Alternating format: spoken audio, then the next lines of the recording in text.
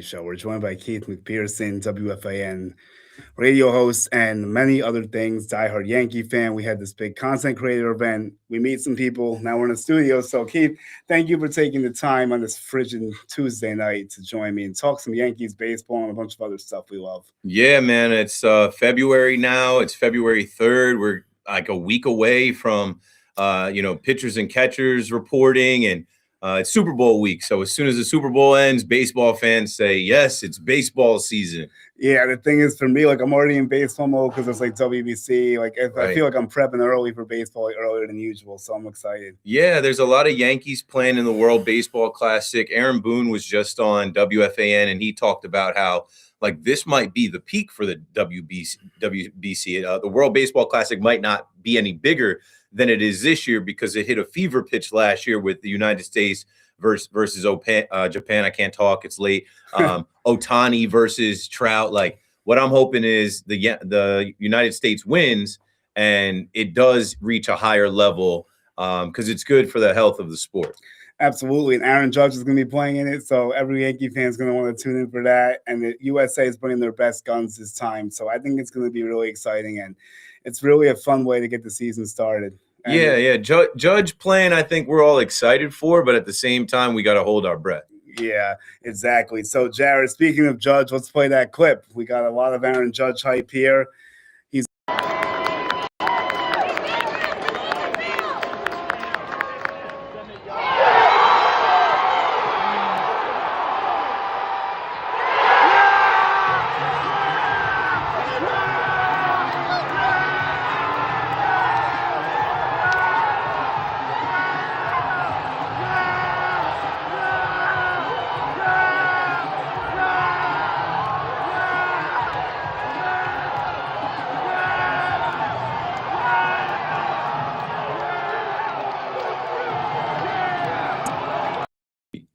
Yo, that's amazing. That just made me feel really good because I was in there and I have a video that is not as good as that. I could not track that ball. I didn't know it was going to hit all the way off the foul pole and then fall back into fair territory. But I will say that was the most lit, exciting, crazy moment in recent memory at Yankee Stadium. Crazier than anything from the Red Sox wild card round, crazier than Volpe's grand slam, anything from the World Series. And the World Series was lit too. Game 5, Judge and Jazz back-to-back homers, Giancarlo homer. That moment for the captain, Aaron Judge, a 3-run bomb off the foul pole, especially because the Yankees were losing that game. And we were thinking, oh, no, is this it? We're about to get eliminated tonight. Yeah. No, the Yankees came back to win and force another game. And I cannot remember another time, another night that the Bronx was that crazy, that the Bronx was that live. So that was a good clip. That was a good memory. We need more of those, but it's got to go from the DS to the CS to the World Series. 100%, bro. And that is definitely a good building point that Judge can use because he's had a lot of playoff failures. So, like we were talking about the event, that you had a lot of optimism that can carry him to the playoffs next year if other guys step up, unlike last year. Yeah, because, I mean, just in life, right, you do something once, you have the confidence that you could do it again. Like the first WFAN show that I ever did, I was nervous as hell. I thought I was terrible, but I got one in the books. Once you get one in the bag, it's like, okay, let's do the next one. And I feel like for Judge, he got the monkey off his back. He climbed that mountain. He had his postseason moment, and he had his best postseason. So the only way from there is to build on that. I just feel like he struggled for so many years and it became his MO. He struggled for so many years and people would not let it go that Judge wasn't a postseason performer. He performed this year. He has a signature moment now, and he's quiet those haters and skeptics. So if he can continue that, and, I give credit to him being a dad. I said that changed his life. I know it changed my life. He has a little girl, a little daughter that, perspective of like that is the most important thing. Baseball is just a game. I think Judge is locked in, and now we need Jazz and Belly and Grisham and Stanton and Wells and whoever else to follow up. Yeah, I agree with you 100%. Normally stands so reliable in October. That's why last year was definitely disappointing. Yeah. Bellinger and Grisham. Grisham had that big moment with the Padres at Citi Field where he was smacking them around, I remember. Yeah. Bellinger did win the championship with the Dodgers, although it's a weird ring, but it still counts. And he was good that postseason. But he's been a little up and down in the playoffs overall. Jazz is another guy I expect more from in October. I definitely need to see him shorten up and take his hits instead of going for the long ball and always Right. striking out in some key spots. Get on. Who else are we missing? Ryan McMahon. Yeah. Volpe or Caballero, most likely Volpe when we get there. And Ben Rice. How can we forget Ben Rice? Ben Rice, the first pitch he saw, boom, home run. That lit the stadium up too, but then he didn't have much after that.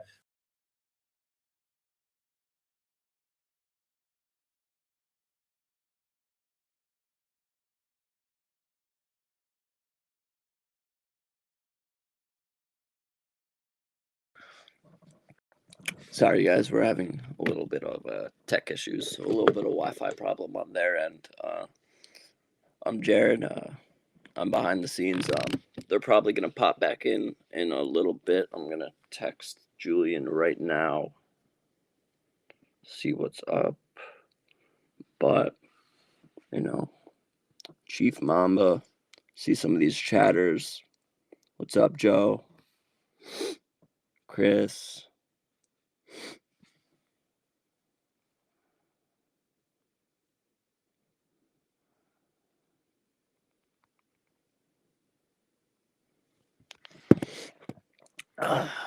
We got, who else we got in here? We got 6 people in here.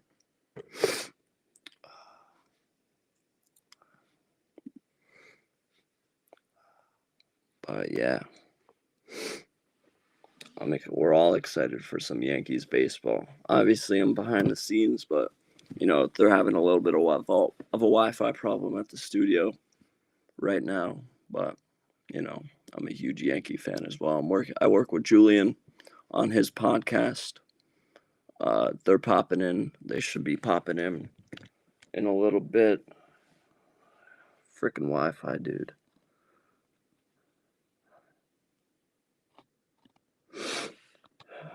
$12 people. Keith and Julian should be back in a couple. What's up, Latino sports? Yep. Yeah. Got you, Julian. Keith is gonna be back in a little bit.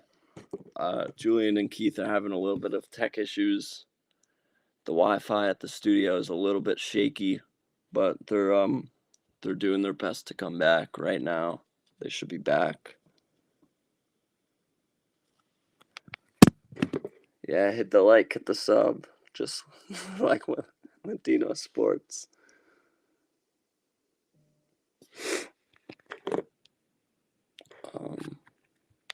But yeah, who else we got in the chat? What's up? What's up? Julian and Keith are gonna pop in a second. They're having a little bit of tech issues, but I'm here for now. Let's get some chatters in here. What's up, Ivan? Hey.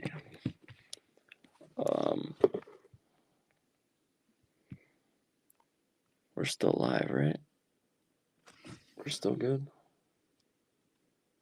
Yep, we're still live.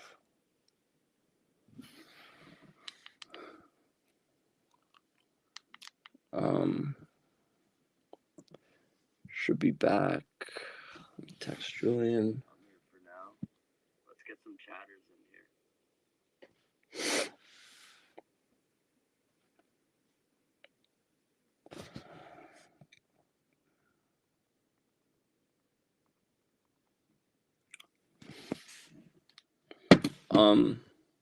Okay, here's Julian. We don't know. Oh. What's up? Yeah, I think he's gonna play the clip, so we'll be working on that. Producer. Yo. You guys just went out for a while. You guys just went out. Hello? Can you guys? Cold world. Is it the connection issue? Maybe. Yes. I think we're good now. It says we're live. Yeah, we're definitely Yeah, good. I think. We're still. You guys are still live. Yeah. And the internet's good up there. Hold on. I can play Cole. I got him. Swing and a miss. Mancini down on strikes. Swing and a miss. Swing and a miss. And he goes around. Spencer, more than 98.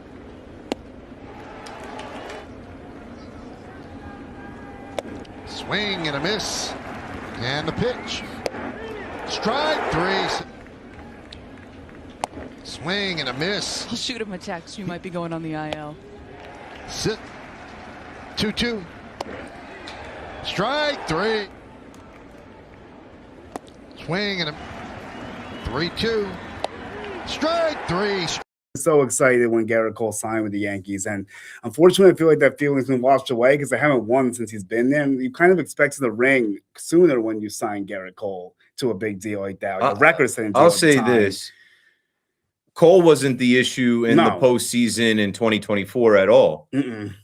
Cole got pulled out in Game 1 of the World Series, 88 pitches.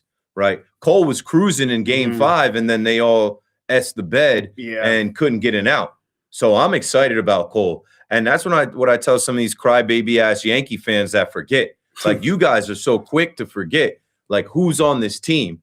And getting Garrett Cole back, he's an ace. He's a dog. He's a leader. He's one of the best pitchers of this generation. And if he comes back with a freaking robo arm, let's bully. Because behind him, you'll have Max Fried. Behind him, you'll have Cam Schlittler. Notice I put Cam Schlittler before Carlos Rodon. And then we'll see what happens with the rest of the cast of characters that include Luis Heel, Will Warren, Ryan Weathers, and Clark Schmidt. Yeah, whenever he returns potentially. I don't know if I'm going to bank Clark just because it was like June, July, TJ. So I'm not. Like, I'm just saying, there's some depth. So by the time we get to October, we don't know who's going to be there. Yeah, about Elmer Rodriguez. He's going to be pitching in WBC for Puerto Rico. I'm really excited for him. Like, I'm going to tell you, I'm confident if he steps in. I think he's almost ready. And the WBC might be a good way for him to grow up quick because he's going to face some real competition there.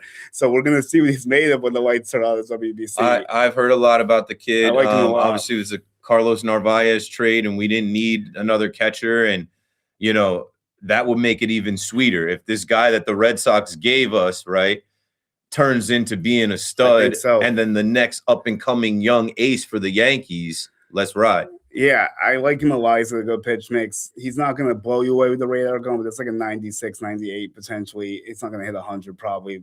Maybe it could happen. He's going to start in Somerset most likely this year with the Patriots. Oh, okay, good. He was with the Patriots last year. He did like a small speed bump at AAA to end the season. So to me, he's like the next man up almost in the rotation if something happens to like the Weathers, Heel, or Warren, because I think you can make a case that makes more sense to start him in Yarbrough unless they don't think he's ready. Like, I'd rather see Elmer make the start in Yarbrough just for like excitement. Me too. And I kind of have a sneaky suspicion that Yarbrough could be in the pen. We don't have that many lefties in the pen, and like he's done both. And if we don't need him to make starts, like we had him coming out of the bullpen last year. And then we turned him into a starter as a necessity because the Yankees played around with Carlos Carrasco making starts and Marcus Stroman making starts.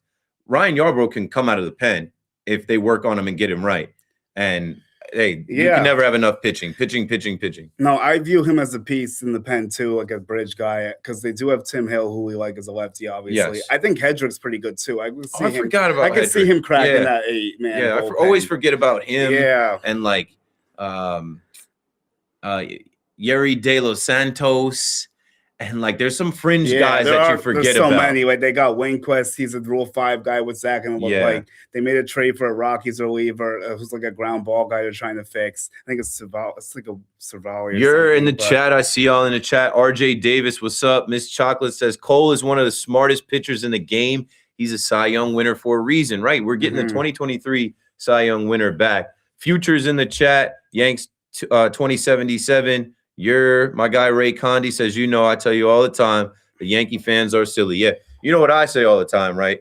the best rivalry in all of sports is Yankee fans versus other Yankee fans, or the biggest rivalry in all of sports, will never agree. And there can never be one voice of the Yankee fan because there's a billion Yankee fans and everybody's got their own thoughts and never can be happy. So, I see you wrote that in. Tim Hill is too situational to be the only Jared's lefty. writing in the Jared wrote that in. That makes sense. Right. He's a lefty specialist coming out of the pen. He's going to face a certain part of the lineup that he can get out. You're going to need another lefty. So Yarbrough and Hedrick. Yeah. Jack and Cheese, what up, bro? Appreciate you guys from my YouTube coming in to check out. Thank you, guys. My guy Jules' YouTube. Make sure you follow him. Make sure you look up Julian Guiarte and his stuff. He does great work, and I'm just here supporting and helping him out. What else you got, Jules? All right, yeah. So I like that talk, and then looking at the pitch and the rotation. That bullpen to me is like kind of leaky. Like I know, like they do a lot of these project reinventions, but this one seems more bare than like we've been used to. Like think about it. You have closing is Bednar. You like that. He's also playing in the World Baseball Classic. Another guy. Yep, there's so many. There's like 10 plus. I was going through it with Jared the other day. With Wells now. Yep, I like him playing with DR. It's kind of cool. The bullpen's a little bit leaky. There's only 3 guys that you definitely feel good about, maybe 4. Fernando Cruz, as long as he's healthy, I feel good with him. Yeah. He showed a lot to me last year. Got some big outs in October. Yeah. That splitter's nasty as long as he can control it. Bednar, Cruz, and maybe Duvall. It's fringy. He was good in the postseason. That's what I mean. Like Tim Hill, yes, in a situation only, he's not going to do bulk work. So like it's only 3 to 4 guys you really fully know that you can kind of trust right now. In my opinion, they traded for Jake Bird last year, and he got sent down, so he better figure it out and be a part of this. Yes. Like I already mentioned, the Yerry De Los Santos types, Paul Blackburn. Yeah, that's a gamble. I mean, these guys got to figure it out. And I'll say this about the bullpen: it seems somewhat shaky right now because you're missing a lot of innings. Yeah, between Loaizaga, Leiter Jr., Weaver, Devin Williams. Yeah. But if there's one thing that we can hang our hats on as Yankee fans, Cashman always builds a bullpen. He always figures that out. He's always got a good pen. Last year was a surprising year that it wasn't really that good. So, but it happens once in a while. You Injuries, right, and kind of, forcing guys and stretching guys a little bit too far. I'm going to offer one name that I think you've heard me talk about a lot, and it's actually something interesting. Michael Kopech is the guy that interests me. I have seen you just I've been recently. very vocal about this. I heard some stuff about it, and Heyman puts it out. Why? What do you like about him? What do you see? All right, I see a guy. It's like he has that good velo still when he's on. He get 100 plus. Yes. He went through a lot of injuries, so you're not going to have to pay much. It's another experiment, Low kind cost. of. But he did take the Yankees down in the World Series, so he's won the ring. I like that. That's something big. With the Dodgers. I like the breaking stuff when he's on. It's just a question of health. I still think he could pitch. I don't think he's lost it. He's like not even that old yet. I think he's only like in the 30 or 31 range, somewhere in there. So I don't think he's cooked. It's just a question of health. I think it's a guy the Yankees should take a look at. I really do. And what do you see him as, like a setup guy? You see him as maybe like a 6-7 to start. If he gets it right, like he could be in that 8th if things are going really well for him. I can see it. They're not done. And that's another thing fans need to know. Moves get made. Like I remember they traded for Jose Trevino during spring training. Yes, they do a lot of these. And then he ended up being a platinum glove catcher and all-star. So like moves can get made. I've watched ERC pitch in AA. He's real good. I think we'll see him in spring training. Well, I don't know how much because it's WBC, but like we'll see. We'll see all of them. See looks of him. Go down there early for workouts. Go down there for the first couple of weeks before they start going to Houston and to Miami and to other places. I think United States plays in Houston. Yes, they do. You're right. I'm not sure where Dominican Republic. I have it. I got you. They play in Miami. Okay, Dominicans in Republic. Dominican Republic. What about Puerto Rico? Puerto Rico has hosting, so ERC is going to be in its home country, which is going to be really exciting for him as well. So like he was really happy to do it. It was just a question of getting clearance, and that's been a whole fiasco. But Puerto Rico's playing with Cuba, Panama, Colombia, and then Canada, so that'll be interesting.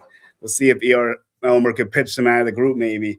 I think Seth Lugo got approved, so he won't be the ace anymore. There was a moment in time where it looks like he might have been the ace because things will get a little bit dicey for Puerto Rico.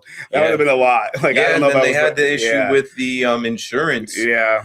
Where Lindor is not going to play because they weren't able to get insured. No. Hey, Edwin Diaz. It's all from that Edwin Diaz. And he's in there too, which makes it crazy. He got approved somehow. And his brother too? I don't know what happened with Alexis Diaz. I got to check back in on that one. It was a couple weeks though. ago that came up. Not even, it was last week. Yeah, that I came think up. he may be in it. I'm not as sure as Edwin, but I'm going to ask you some career questions and some highlights for you and like some stuff you've enjoyed. So, yeah, sure. How about your favorite moment from WFAN, or maybe narrow it down to like a top 3, my favorite moments or nights or something? My favorite moment at there's too many. Yeah, I know this is like I can give you maybe 3, right? Right. My favorite moment before I got on air was the news break, the article coming out on the New York Post, the article coming out in Awful Announcing, and being in Puerto Rico with my wife and getting that call from Craig Carton on the Carton and Roberts show, welcoming me into WFAN. That was a we made it moment. That was a I did it. I told you I was going to do it. I'm on now. I cried so many tears of joy. I drank that night. I was at the casino that night. My wife went to sleep. I stayed up in Puerto Rico. I partied that whole night. I definitely had some drunk calls to people. I definitely talked to some family members. Like, we made it. On air moment, always on air moments that I got to share with people I admired. Like first time I got to talk to John Sterling on air. That's amazing. I got to interview Warren Moon on air. Like I was a kid going to the library in my elementary school, taking out the Warren Moon book and reading about him. And then fast forward as an adult, I get to interview him on air. Like that's amazing. And then I'll say my last thing, right? When I decided to step down from WFAN, I did it my own way, right? I did it my way. I posted it on my Twitter, Instagram, TikTok, and YouTube. Viral, movie, out of here. 7.5 million views on Twitter, almost 80,000 views on Instagram, a bunch of different views across the social landscape. And it was unorthodox and nobody had ever seen that before. And here I am now, fast forward, I don't know, December, January, February. At the end of this month, it'll make it 3 months. It's crazy. And, people have made up a bunch of different things. Oh, Keith got fired. Oh, Keith got kicked to the curb. Really not. Oh, what's Keith doing about Oh, they canceled the show because he was roasting Mets fans. Nah. All I can say is God is good. Trust in God's plan for you. When you feel something in your gut, go for it and don't look back and stay tuned. I know a lot of you guys that have popped into the chat are already KM to AM, Keith McPherson supporters. And all I can tell you is I'm young in this industry. I'm young in this game. I've done 5 shows at WFAN since. Yeah, exactly. I'm still doing. Clearly not fired. Yeah, I'm not fired. I'm still doing the shows. Like I told people I'll be back. But I can't do the show till 2 a.m. every night. Yeah. But there will be other places that you will see me in the future. I can promise you that. As long as I don't die, Lord willing, like I'm looked at as somebody that's young in this New York media industry and game that is just getting started. And there are a ton of people that reached out in these last 2-3 months to say, hey, what's next? And I'm like, I'm still under contract. But, my contract will change some. And when we get into baseball season, I promise you there will be a few different ways that you can find me and that you will see me. And I hope to still be able to fill in on the radio when I can. Let's deserve to get roasted, though, LOL. I'm saying, so I've been doing some of the Met fan shows, too. And, I saw the 7 Line posted this thing about me. This is the last thing I'll say about it. What I told people was, they're like, oh, so all that trolling with the Mets, you don't hate the Mets, right? The Bleacher Creatures hate the Mets. One of the things you're taught as a Bleacher Creature, we hate the Mets. Dun-dun-dun-dun-dun, Mets suck. Dun-dun-dun-dun-dun, Mets suck. Dun-dun-dun-dun-dun-dun-dun-dun-dun-dun, Mets suck.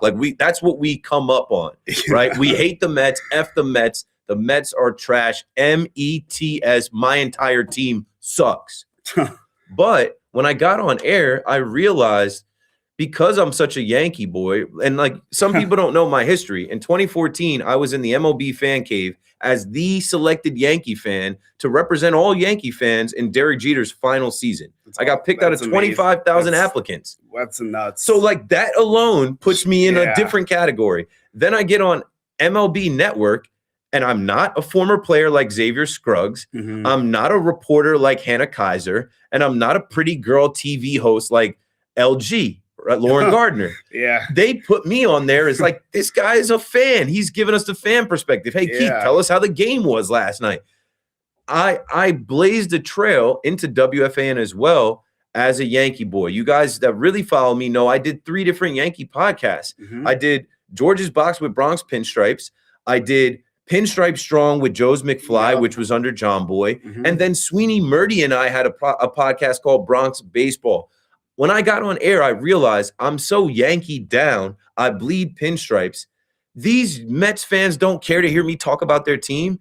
They don't want to hear it from me, just like Right. I don't want to hear Mets fans talk about the Yankees. Yeah. So I knew the only way to evoke emotion and get a rise and a response out of them was to twist that knife in their back and troll their asses and make fun of them and roast them in a way that had never been done on WFAN before, because all the other hosts tried to play it neutral, play it down the middle. Not me. When they Yeah. deserve to be laughed at, right? When Hawk Tua girl throws out the first pitch and they blew the game, pun intended, to the Oakland A's in their building, I roasted them for that. When they're the first team to jump out there and sign Clay Holmes, I roasted them for that. Yeah. Because that's what you should do. I'm the Yankee fan in the group chat with Mets fans. I'm the Yankee fan me too, that a goes to little bit. work and there's a bunch of Met fans and I let them hear it. But I did it on the radio because I'm not afraid. They didn't like that about me, and that's okay. It's not my full-on persona. It's part of shtick. It's part of a radio personality. I'm known Exactly. as an on-air personality. Yes. When I get on air, I'm supposed to tone my personality up a bit because it's theatrical. Anyway, let's go Yanks. The Mets suck. You already know what side I'm on. And hopefully in the future, I don't have to talk about the Mets too much at all. Yeah, and I'll say a couple of things too. Like I have to play more neutral as a reporting aspect, but it was funny how they collapsed. I'm not gonna lie, it was hysterical. Oh. Like they signed one this record deal, even made the playoffs. Like that's funny. That's The funny. trolling, and Like, then they deserve that as well. I to do be the honest. trolling. But- I do the trolling on the internet better than anybody. Like the memes that I posted when they actually got eliminated. I'll tell you something too. People were like, Keith, we want to see the receipts. We want to see the receipts. So I'm like, all right, I gotta cook them. And I did. And it's all fun, bro. It's entertainment. Yeah, the get shut out by the Marlins is just like the icing on the cake. Trash. We all saw it coming too. That's what makes it funnier. Like it was just a slow dive ever since June. Like it just wasn't matching up. And it's not even Soto's fault either. Like he actually played well, but like it doesn't really matter. So And that's the thing too. They don't hear me when I break that stuff down. When I actually give good analysis, I had a take that they weren't going to make the postseason. I was calling it in early August. And people are, oh, he's just a Met hater. I'm like, no, you don't have the pitching. You don't have a starting pitcher. I said the same exact thing. I'm like, I'm you don't biased, have a but starting I'm biased pitcher. playing it down the middle. Like I went there, I covered a lot of games early in the year, and I thought they were going to do well because like they were off to a hot start. I couldn't envision the collapse before it happened. Like I knew guys were pitching over their heads, but I thought they'd at least be able to maintain a wild card spot. It's simple math. If you watch Until baseball, September, they it didn't kinda have a crashed. starting pitcher Yeah, that would go deep in games. Yeah, you're So right. they were burning their bullpen out. Mhm. You're taxing the bullpen, Yeah. and then you decide to call up kids to save the Yeah, day. McLean almost did it. He was the only one who almost Nolan did it. McLean is 1 out of 3. Jonah Yeah. Tong and Brandon Sproat, who they traded to the Yeah. Brewers. That's not enough to get you in the No, dance. I didn't like the way they did that either. Like, if they were going to do McLean, they probably should have been more aggressive with it. They waited too long. That was another problem. That was David Stern's fault. And then Yeah. I also had a take that there's no way they navigate their way through the National League East without a starting pitcher at the deadline. I like They that didn't. too. They didn't. I literally had like WFN made that quote card, and people are like, "Oh, this is just a Yankee homer." I'm like, "No, you need a starter. You need a starter." Like Kodai Senga got hurt. Griffin Canning got hurt.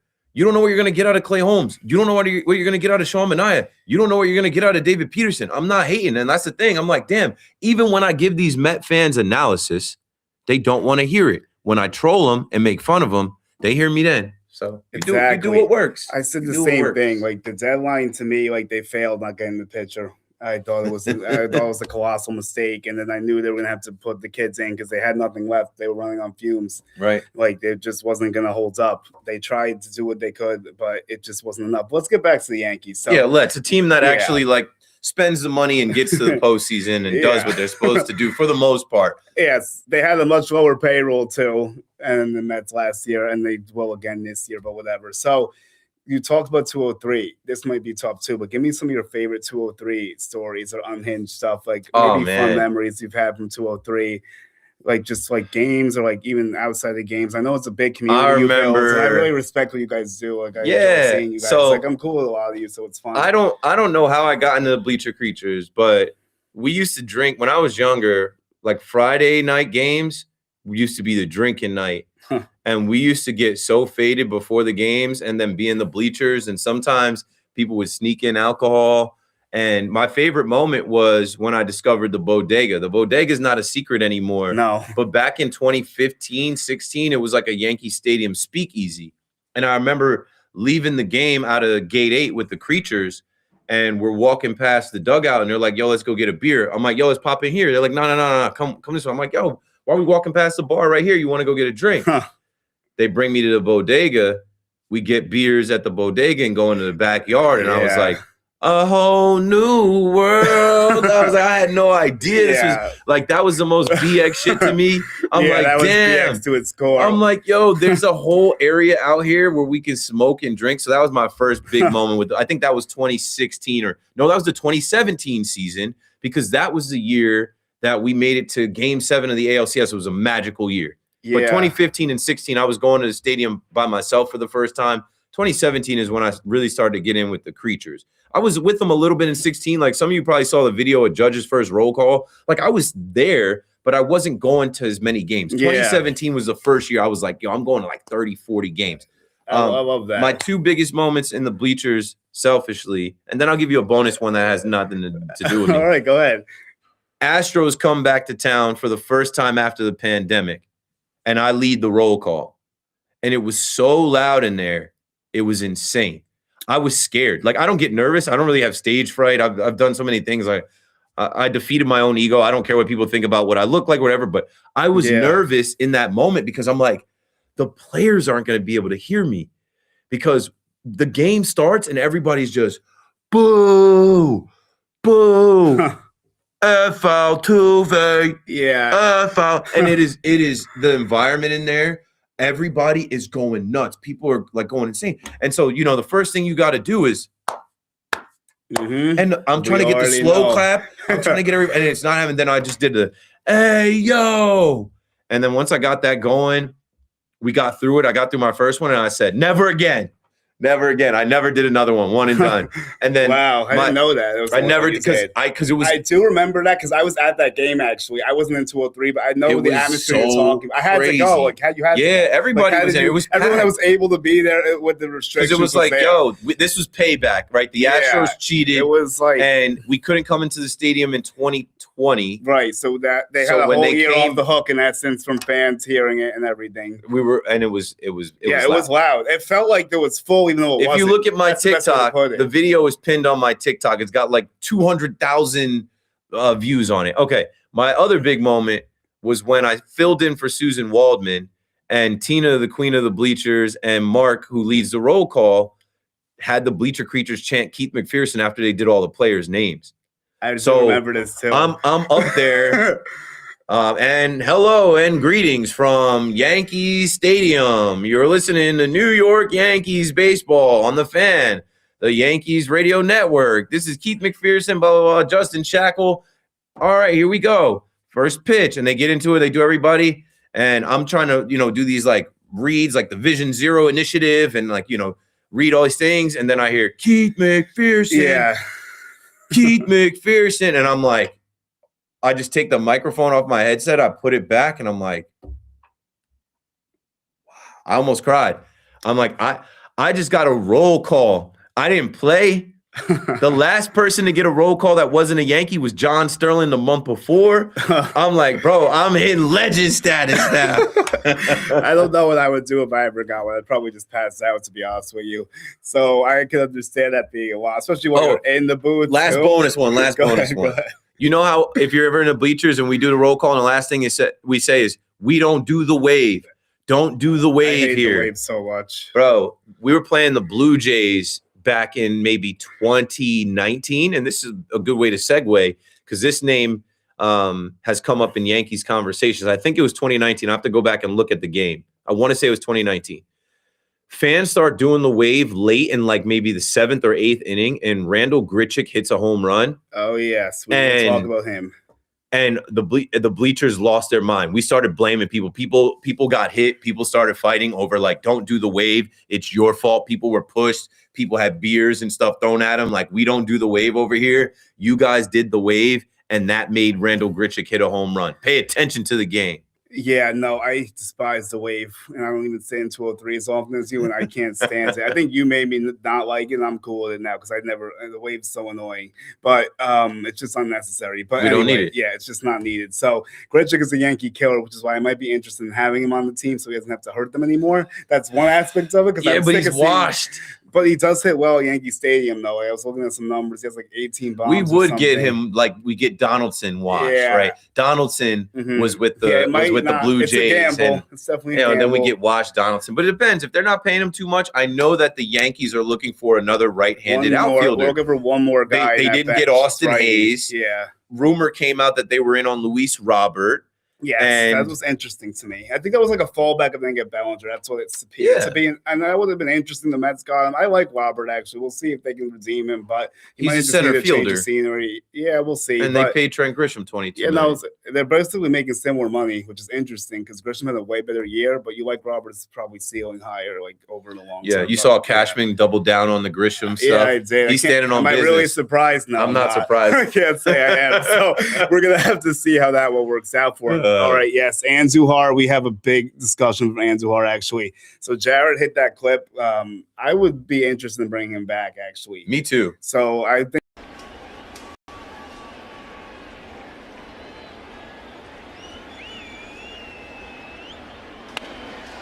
that one is drilled to left field. That ball is one hopper over the wall for a double.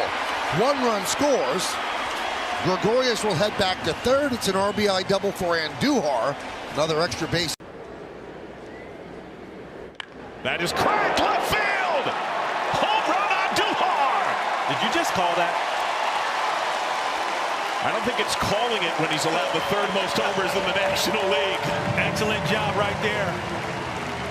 Miguel Andujar. See how he pulls this ball to left field. Staying up the middle, fouling off pitches until he can get one he can handle, and handle it, he did. All right, yeah, so I think it's a good idea for a couple of different reasons. You have to, the defense will still bug some people, but left field? Yes, possibly in a pinch if you need He's him. gotten better, though, in left field. That's what I'm saying. I think he's more serviceable out there than he was at third base when the Yankees first had him. Could still play third base in a spot if you need him. First base if you need an emergency as well, I think. Yes. I mean, Rosario's going to learn first. He's going to play first. So how much different would that really be, honestly, if you think about it? He's better than Rosario. I think so as well, honestly. Like, he still hit over 300 last year and like 300-ish at bats, in fairness. He's killed lefties the last 2 seasons. High OPS is like in the high 9s. And his career OPS is 807 against lefties. And you need to balance the lineup and the bench. And if Giancarlo goes down, like, you wouldn't feel much better about anyone else being a DH and Andujar. And they've been ill-prepared to handle the Stanton injury, which is kind of odd because you know he's going to hurt every year. So I would like to see them handle it's a part of his game. Like, if you know it's part of his game, why aren't you preparing for that? I'll say this about Miggy Andu, Miggy Two Bags, the helicopter, right? His rookie season, I had this rant because I was an Ohtani hater right away. I'm still an Ohtani hater. Like, I can't get away from it. I mean, it's hard. I can respect him. I respect. Okay, I got no choice but to respect him as a baseball fan. But as a Yankee fan, F that guy. He doesn't like the Yankees. He never gave the Yankees an opportunity. He ducked the Yankees for years. He took the Rookie of the Year away from Miguel Andujar. So I think there's a redemption story built into here. Okay, bring Miguel Andujar back. Let him be a bench player. If somebody gets hurt, he gets to shine. Yeah. And then we go meet the Dodgers in the World Series. And he has a big hit or big moment. Maybe he hits it off of Ohtani. That would be now we're cooking. The universe never unconnects. Put a note in that somewhere when that comes to light in October. We're definitely going to use that as a snippet just in case. Just so we can say we had that. That's going to be one clip from this episode. I do enjoy that. Yeah, he kind of had a rough deal because Gio Urshela emerged out of nowhere. that wasn't expected. His injury was like sliding back to a bag. Like, Yeah. kind of ruined his whole outlook. And then Gio was so good you couldn't switch it because the defense was so good you just couldn't justify making that switch defensively. And then like he couldn't DH because Stanton was still a thing back then, even though he missed a lot of Everybody's 2019 gone season. from that team except Judge and Stanton. He didn't even play with these guys. You're right. Cole wasn't there yet. You're right. Everybody that was on that team is gone. Glaber, Yeah. Luke Voigt. Gary Sanchez. Voigt was in that mix. Brett Gardner was in that mix.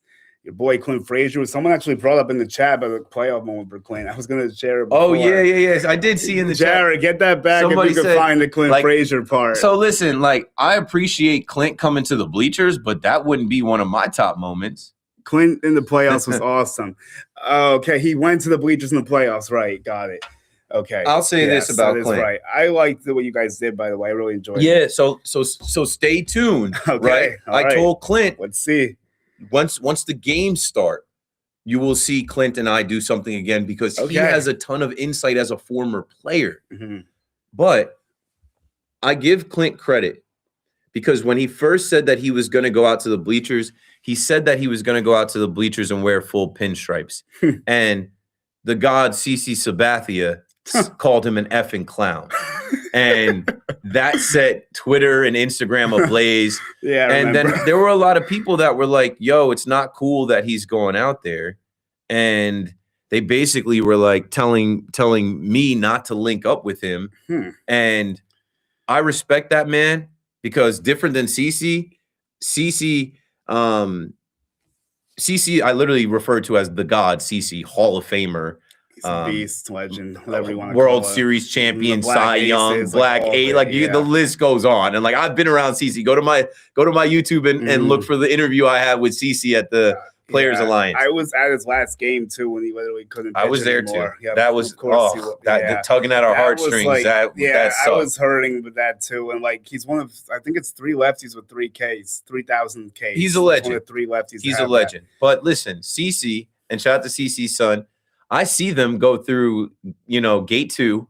They get on the elevator. They go to the suites. No, they don't even go to the suites. They go down and they go to Legends. So, like, CC never coming out to the bleachers. Yeah, he's straight to Legends. I have respect for Clint Frazier because not only did he come to the bleachers, he kept his ass there the whole game. You think he can't go buy a better seat? Of course he can. Obviously. But he did it in a way to kind of defy the internet. Like, oh, everybody's saying I'm a clown. Don't do it. Don't go out there.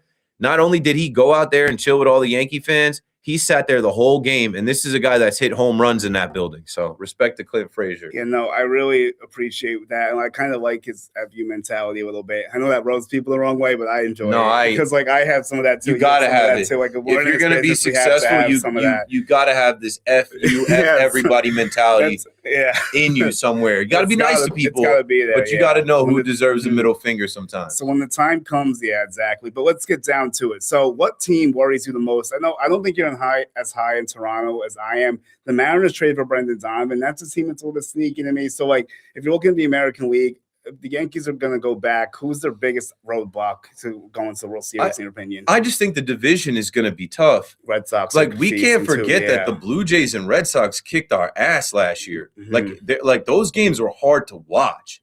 Like, yeah, they were. We got swept in Toronto. Like, after we won that first game in the Bronx, like Roman Anthony hit a home run. I was sitting behind home plate, and I saw that home run that Roman Anthony hit, and I'm just like, there's nothing we could do. I think that was a Friday night or Saturday night. Yeah, I think it was Friday. I think I know which one you're talking about, actually. They owned us. Yeah, they owned us. I remember. And he'll be back. He's so good. I know they traded for Sonny Gray. That'll be very They signed Suarez. I like that move for them. Luckily, though, they don't have Devers or Bregman. That they really botched that situation badly. But the Red Sox have a good manager. They're going to compete. They're going to be frisky. Yeah. They're going to be a pain in the ass. And the Blue Jays, they just went to the World Series. So as the Yankees are trying to get back to the World Series, so are the Blue Jays. And the Blue Jays owned us last year. So I think in the division, they're going to be tough. The Orioles are going to get better. Pete Alonso's down there. Taylor Ward's down there. Like, the Orioles are not going to just be pushovers. Pitching, And then the Tampa Bay Rays, they're getting back into their building. At least we won't have to play them in our spring training home. But you know that they steal games from us too. Luckily, Devin Williams won't be around to blow any games. But just the American League East alone is going to be a gauntlet. We got to win the division. We got to get through that first. I don't think they're an 85-win team, and I'm not even as high in the team as Keith is, but I think they're going to win more than 85 games. Someone put that at the bottom. But, yeah, the division's a big thing. And they still won 94 games despite being terrible in the division. So that actually is a reason for optimism if you think about it, because, if they just improve a little bit in the division, then that can make the overall record better. But it is tougher this year because the Orioles won't be a pushover anymore. And the Red Sox, I don't know if they're better or worse. It's tough because, they've done a lot, but they lost Bregman and Devers, and, they got Wilson Contreras, who I like. But does that fill the void properly? I don't know. They got more pitching, yes. Their bullpen, besides Chapman, I still have some questions probably because he's money now, apparently. But we'll have to see if that holds up as well, I guess, because relievers are so volatile year to year. But I do think that Mariners team with Brendan Donovan is definitely going to be interesting. And they have the pitching, too. And some of the guys underperformed last year. Yeah, I think the Mariners are going to be good just because they have their leader. They have Cal Raleigh, guys like Randy Arozarena, guys like Josh Naylor. They have their hitters. They have guys, but they're missing Eugenio Suarez. They're missing Jorge Polanco. It's another year. I've been saying, a Yankee fan, no 2 years are alike. I don't care. That's a good point. No 2 years are alike. There's so many things that can happen in baseball. You can't predict baseball. As Jeff said, the Yankees are an 85-win team. No, they're not. They won 82 games without Judge. They won 82 games with IKF playing in the outfield. Jake Bowers was playing. Billy McKinney was playing. Greg Allen was playing. That team won 82 games that year. Yeah. This team is going to win more than 85 games. I would take the over if they're healthy. Yeah, I actually would too. And I might surprise some people because I've been a little bit negative. But my worry is not about the regular season. It's about October. I'm not worried about the regular season that much. Will they win the division? I don't fully know because the Red Sox and Blue Jays are tough, but they're gonna make the playoffs. They should have won the division last year. They should have won it last year, yes. And they should be hell-bent on winning the division again. It's their division. It's their division to lose. I think that they can win it. I think that they should have a chip on their shoulder about how they got BTA against the Blue Jays and how the Red Sox, that rivalry. Remember the kid? What was this guy's name that lied and said his dad played with? Oh, Hunter Dobbins. He got tossed over to the Cardinals. He's not even on the Red Sox anymore. But remember that last year he told that stupid ass story and then he shoved against the Yankees twice. There was nothing the Yankees could even do about it. Hunter Dobbins had that stupid story that he didn't fact check, and then he came out and dominated the Yankees twice after that. Yeah, that was a little strange, but he's not even on the team anymore, which is funny. Good. The Red Sox and Cardinals were business partners because of Chaim Bloom, so he was just cooking with them after he lied season. Like that. They're like, you got to get this guy up out of here. He's a clown. I mean, it's whatever with that, but Yankees. So who's a player that I know you talk about Judge, and we love Judge, and he's amazing, obviously, but who's a player you think people should be watching for, maybe in the lineup or in the rotation that people are sleeping on that you have higher expectations for? I'll give you one of mine, too. Yeah, you can start. All right. How about Austin Wells? I feel like Austin Wells is getting a little disrespected. I think he still was pretty solid, especially on defense. You want more from the bat, and the power was still there despite the average being low.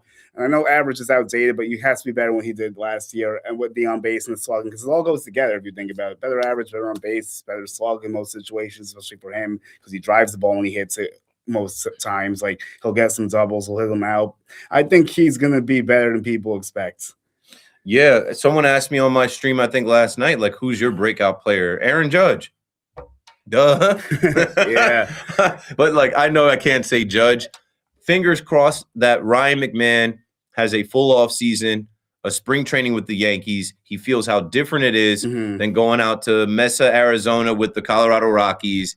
And he really figures out how to put bat to ball, use that short porch, and hit his 20 home runs and maybe even hit a little bit better because there's a ton of people talking about the bottom of the order and how shaky the bottom of the order is. If Ryan McMahon can be a little bit better at the plate, a little more of a hitter, I'm not worried about his glove. He can be a guy that Yankee fans love. Surprisingly, he's going to get pitches to hit at the bottom of the order, and I know he's going to make the plays at third. So Ryan McMahon's got to step up this year. Okay, I like it, and I'm a little bit midge because Suarez has a similar deal to him now, and I kind of like Suarez more, but we'll have to see. I'll give him a shot, and I did meet a Rockies reporter that said that he's a good clubhouse person and that he will get acclimated, and they think like he'll be fine. Basically, it probably was a tough adjustment coming from a place that you're not doing anything of importance to a place that everything's and now they brought Angel Sevilla over from the Rockies to keep him company. So he'll be good. He'll be all good. Yeah, that'll be an interesting one. We'll see if he cracks the bullpen. So let's play Caballero. Jared actually likes this one too. And shout out to Jared Goldstein, been pulling some strings for me behind the scenes. Everyone follow him as well. He's been trying to help me build this up. I appreciate the work he's been doing. He did say Caballero was his breakout. To lead off, I don't know. But I'd rather him than watch Trent Grisham lead off every day. All right, how about this? Caballero had an 820 OPS or what the Yankees pinstripes last year. He's my pick. Listen, my only thing with Caballero is he gets thrown out on the base pass, and he's got a hot head where they're going to throw him out of games. They already hate the Yankees. Yeah. These umpires are going to throw him out of games. It's just we saw it last year in a short sample size. So I've been telling folks, and I don't want this to happen, but Volpe's going to come back sooner than later, and you're going to get tired of Caballero where you're going to be open to being like, let's see what Volpe has. And they love Volpe. Yes, they do. They absolutely love Volpe. They do. Where I've been saying, let Volpe take as much time in AA or AAA as he needs because he didn't ever get sent down. If he's got to play a month of AA games to ramp up and crush it, then let him. But I think the Yankees are going to let him play a week and then send him up. So here's what I would say with this, because like this is a tough bridge for me to do, but I'll do my best luck here. So like, could Cabe technically steal the job and run away with it? I mean, it's possible, but I kind of agree with you. I think he is what he is. Like, he's not a full-time shortstop starter, most likely. I think you get impressed in flashes and it looks good once in a while. But if you play him for over 2 months, you probably will get tired of him as well. He can't hit for power. He has no pop. Volpe has more pop. Stolen bases, like he'll steal more. I hope his glove is in his defense is there. I just see him as a guy that's going to be annoying when he makes mistakes, and he is better used off the bench as a pitch runner and late in games when they've got their fourth guy coming out of the bullpen, and it's like, hey, get in this guy's head, be an agitator. I think that's how he should be used. Yeah, and I think it's like a thing that he could be good in moments, and they could win games with him. I'm not saying you can't win with him as shortstop. I think you could, but like you don't want him playing 162, like you said. You want to have him in a different role. They're not going to give him a Volpe. They've invested the first rounder in him, but this has to be make or break. And I'll say this as like one person that's been close to him and everything else, and you see me get clips and whatnot. But real stuff here, this has to be it. Like they need to see what's going on. Like you can't just keep having this happen like with that poor offense. Like the defense. It will be fine, I believe, once he's healthy. But he needs to hit a lot better than he has. The OPS has to at least get in the 700 range, and you have to like get some more consistency and stop striking out so much. Like the type of player he is, like he shouldn't be striking out as much as he strikes out. I am giving Volpe grace because he had a torn labrum last year. I'll give him the grace, which has been a long. But that period. Now he's got it surgically repaired. This has to be. This is it. It's go time. This is the year. This is make or break. This is decision making time. Exactly. If his OPS, if his batting average, if all that doesn't tick up, if he is not substantially, noticeably better at the plate this year, like we can't keep this. I agree. We can't keep the charade going. I agree with you 100%. And the other thing that doesn't hurt you is that he's not making much money. That's why like it's not a big hindrance, but. You need more production from his spot in the lineup. But the bottom of the order was an issue last year. Like that's part of the reason why they got sent home early. If you think about it, it was automatic outs. Yeah. So Volpe and George Lombard have to start playing in the same team. They can groom them both for the left side of the infield. Is there? Yeah, I mean, maybe in their mind they probably hope that happens. But like, I don't know. Does George ends up taking the spot? Volpe doesn't figure it out. That's possible as well. I've seen George at Somerset. I've been around him. I have pictures with him. Like. I've also been around Volpe. George Lombard looks more like a Pelotero. He looks more like a ball player. He looks more like if they're going to play them together, don't be surprised if they move on from Jazz, try to put Volpe at second and Lombard at short. That's an interesting outlook. That's definitely possible because, like I was telling you the other day, I think Jazz is going to get $200 million plus easily in free agency. And I can easily see that happen. I love Jazz, but he pisses me off at the same time. He's going to go in the locker room and he's going to tell somebody on Twitter, SMD. He's going to get married to an OnlyFans girl and get trolled and got his business all out there. he's going to look at these umpires and flip out over an outside strike call and get tossed out of a game against Cincinnati where we need him in. Like those type of things are going to keep him from getting the bag from the Yankees. Can he clean that up, though? They're not on the contract yet. We will find out. Will he shape himself up and grow a little bit? And I like him as a person. I think he's really cool and funny, but like he's got to lock in sometimes and not get thrown out of games when they need him to hit. Like I think he's a good dude. This is a prove-it year for him, and that's why. Hey, I get the whole run it back, unfinished business, finish the job. There's a lot on the line for everybody this year. The Yankees want a mulligan. They got it. Here it comes. I have pros and cons with Lombard. No, I don't think he should be traded unless it's something incredible like a Scooble type thing, like something out of this world. But it wouldn't be just. I was about to say for whom? Who? I just told you, but that would be crazy. It's not going to happen. But they said the Tigers wanted him, Cam Schlittler, Ben Rice, and Spencer Jones. Apparently, yeah, no, that's not going to happen. Obviously, I'm talking the what ifs. I'm not trading Lombard 9 times out of 10. No, because if Volpe fails, Lombard is 2 years away. You can't do that. Now you can't. There's no you can't. Got me gassed up on George Brown Pumper at spring training. And I'm going to tell you, I echo your sentiments with him because I interviewed him before. I've also spoke to his father before, so I do know about the family. Too. The bloodline. Yes, that's what it is. Like, George just looks like a ball player to me. Like, you see him walk in, he has that attitude. He's like, 19, 20, but he looks like he's like the leader of the team. Like, everyone falls, like, they like what he's got to get a little better at the plate. Yes, the plate needs to come. But he's got a highlight reel of defense. He's made some ridiculous plays in Somerset. You can find him all on Twitter. He can run. He's got some good speed. I think he just has to, like, lock in mechanically a little bit, like, probably make better contacts. And I was saying this to other people too, and I know we got to wrap up soon, but the double-A hitting is harder than people think. Like, that league's really hard to hit. And, like, there was only, like, 3 teams that had an OPS over 700, like, as a team. Some people say that the pitching is better at double-A. I think it is, honestly. And I believe that because Spencer Jones was struggling down there, and then they put him in AAA, and he's hitting everything out. So. Lombard is not a nobody. I'm not even going to put that on the screen because it's not worth putting on the screen, but he's definitely not a nobody. Sometimes people say stuff in the chat, and you read it, and you just, like, can't even entertain that, bro. George Lombard's their #1 prospect. What are you talking about? Yeah. Steve Brzezinski. Steve, thanks for popping in. Yo, what up, Steve? Really appreciate it. One of our better friends here. I don't know when, but I keep hearing schemes away Yankee. The noise is loud. MLB Network. I actually agree with you. I'll throw some gas on that fire because, first of all, when his time is up and the contract comes, Yankees will have everyone off the books except Max Fried, so they technically would have the money to pay for him. Yep. He definitely wants to be a Yankee. I don't even get to. And we're gonna get salary capped, so there's only gonna be so much he can actually. Well, that's another thing. Yeah, which might help them, unfortunately, because I don't want the cap, but it's probably happening. It's probably happening. And Livy Dunn definitely wants to be in New York. I told a story on the fan about I saw Livy Dunn at the stadium. It was like Navy SEALs night. Livy Dunn came to the stadium as an influencer like 3 years ago. Okay. And these guys were goo gaga for her, taking pictures of her. But she's from Jersey. She grew up a Yankee fan. Yes. She also goes to the Devils games and brings him the Devils games. She tried to buy Babe Ruth's apartment.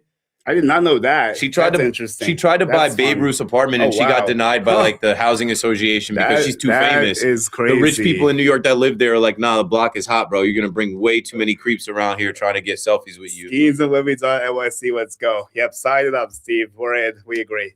I think it's inevitable, honestly. I really do.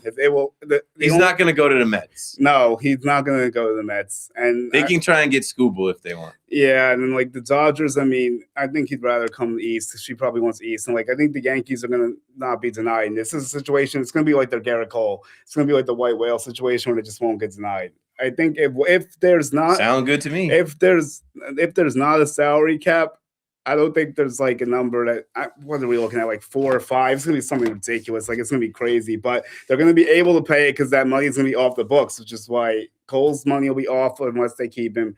Rodon's money is off, and Freed's will be on. Yeah, and then Stanton will be off. Like, you'll have so many guys off. Like, the team's going to look so much different at that point. Like, It's easily a thing that you make a million reasons why they should do it. Like, there's no reason not to do it.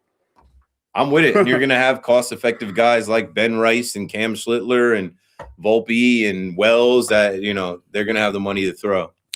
All right, so let's end this here and we'll go to The and Michael May. Nah, you tripping. yeah. That's a good one to end on because you got to go to bed after that. But hey, he said she'd be the and Michael May. Wow. I gotta give you. Let's do one final countdown thing here. Oh, this is early in the process, but let's go. World Series prediction. Is it Yankees Dodgers again? Does anything stop that from happening? Yeah, I just want us to protect our own history and stop the Dodgers from a three-peat. Also avenge the loss that I saw with my own eyes in 2024. How sweet would it be before we lock out the Yankees end their drought, stop the evil empire deferred Dodgers, and the three-peat that we had is protected. I just see the writing on the wall. Run it back, stay healthy and get it done. And it ain't a lock that the Dodgers get there. It could be the Cubbies, it could be the Phillies. You know what I'm saying? Yeah. It could be the Braves. Yeah. God, will we dare say the Mets? I mean, I guess you never know. No, probably not, but it's possible.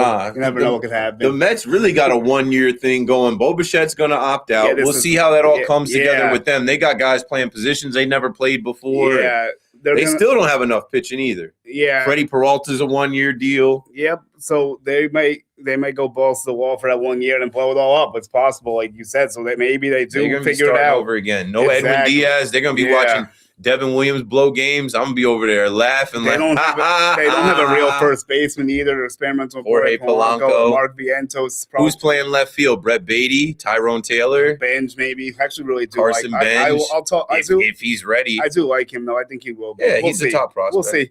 I support that idea though.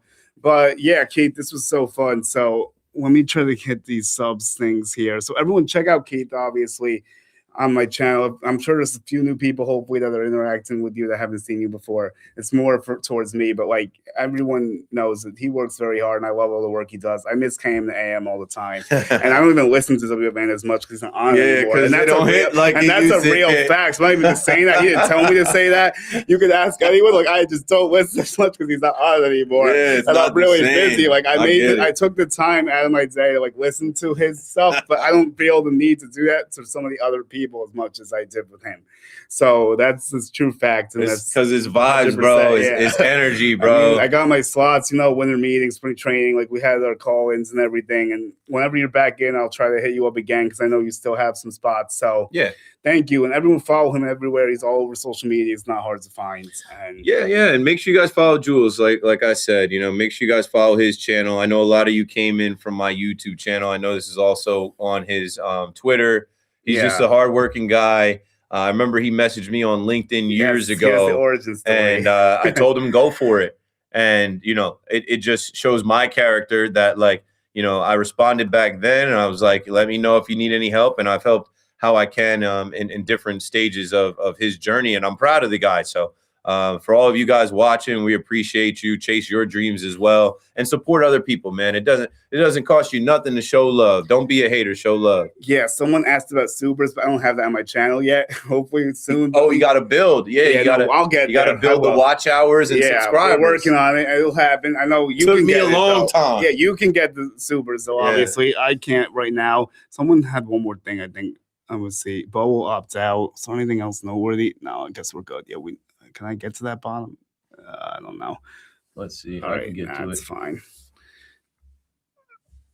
That's how I feel, bro. You already know what it is. Oh, cartons. Oh, they agree with me. They agree with me. And I won't bash anyone else, but they agree with me. Basically. Yo, appreciate y'all, cool, man. Yeah. I'm not gonna put any other names. I'm not gonna leave. I'm not gonna leave y'all without let me tell you this, yo. Go ahead, bro. Go ahead. There's a 0% chance that I go from having a show every night, Monday through Friday on WFAN the last 4 seasons, to coming into this season and not turning it up another level and giving y'all as much as I can.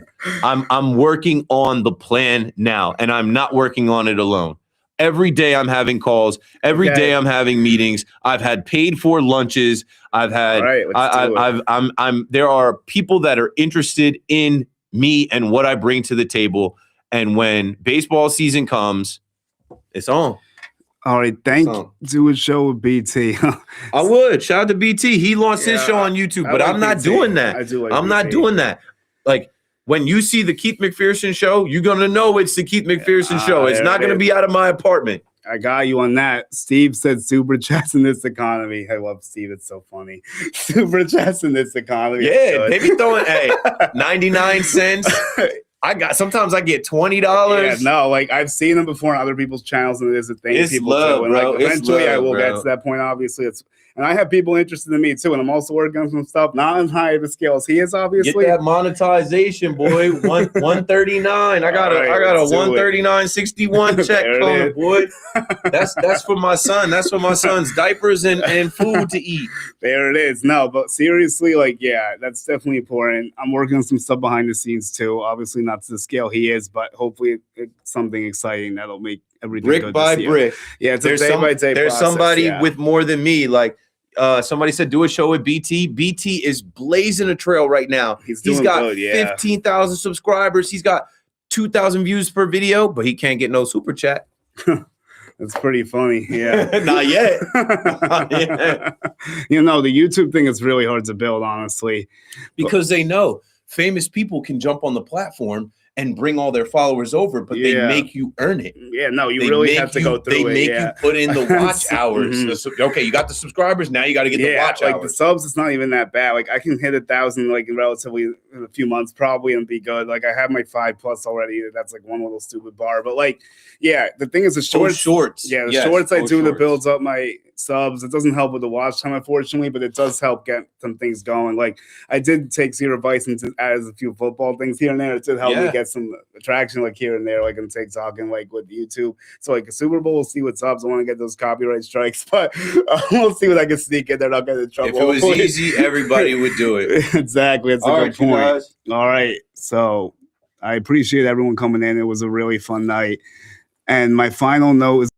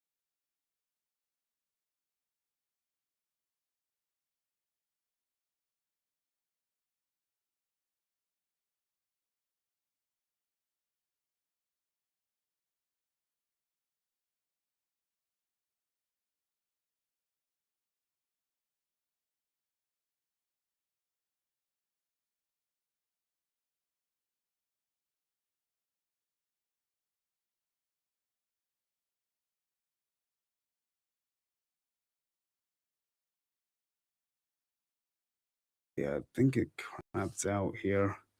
I want to hit this little subscriber thing. We're still alive. Oh yeah. Well, I'm gonna hit one last thing.